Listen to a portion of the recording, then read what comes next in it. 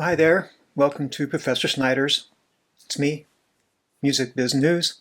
And most of you probably are aware that the record labels, through the RIAA, which stands for Recording Industry Associations of America, has been suing the AI companies Suno and Udio for copyright infringement because their AI models have been copying copyrighted music that the record labels own.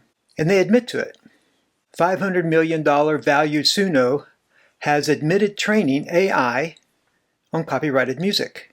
But if you didn't know any better, you would swear that the record labels and Suno and Udio and other AI companies are actually singing Kumbaya these days. The major music companies are reportedly in licensing talks with controversial AI music generators Udio and Suno. According to Bloomberg, Universal Music Group, Warner Music Group, and Sony Music Entertainment are seeking license fees from the platforms, plus a small amount of equity ownership. In other words, the record labels join the bad guys. But the talks could fall apart. Last year, when record companies brought legal action against Suno and Udio, Mitch Glazier, Chief Executive Officer of the RIAA, said, "The music community has embraced AI, and we are already partnering and collaborating with responsible developers to build sustainable AI tools centered on human creativity that put artists and songwriters in charge, but we can only succeed if developers are willing to work together with us." Meanwhile, as it seems like they're starting to get along, the lawsuit continues. And here are a couple of updates. Udio transitioned to a clean training set, version 2, removing all RIAA represented content. It now trains only on independent artists. In other words, those of you who can't afford lawyers, Creative Commons, and music that they license from the record labels. Udio also launched a commercial guarantee on its Pro tier. If one of their users receives a false copyright claim, like you would get on YouTube, Udio will cover any associated penalties. And a key insight is Udio is now the safer choice for commercial projects. Suno remains popular, but creators must be more cautious about output similarity to existing hits. But the biggest update is lawsuits stating that labels must provide the actual recordings of the music they claim was used for training, which would be millions of songs. Courts clarified that labels need not produce physical originals of deposit copies filed with the Copyright Office, but can produce the truest copy in their possession, including digital versions. But it's the second demand that's really scaring the labels. Udio wants to see the actual artist contracts to see if a contract is a work-made-for-hire contract. This kind of contract, if you remember, stipulates that the record labels are paying the artist to create a product. It's like a one-time payment for services rendered. And the record label then owns whatever it is that they created forever.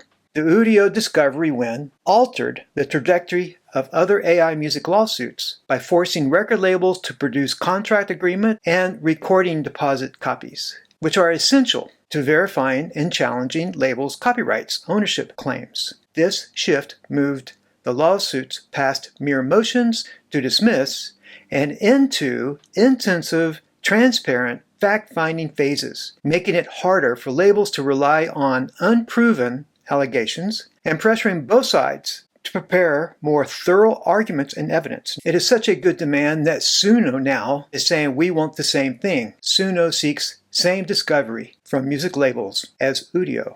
And also, if it's been more than 35 years since the contract was signed, the labels can be forced to return ownership of the recordings to the artist.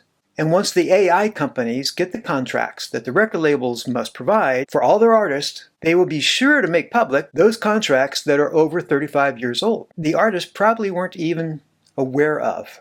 To make a reversion possible, though, the author, the artist, will need to file for copyright termination within 5 years prior to the 35-year expiration date. And of course, artists, as they begin to regain ownership, they probably won't have the finances and legal firepower of the record labels to stop Suno and Udio from then training their AI models on their music, because the record labels can only protect what they own.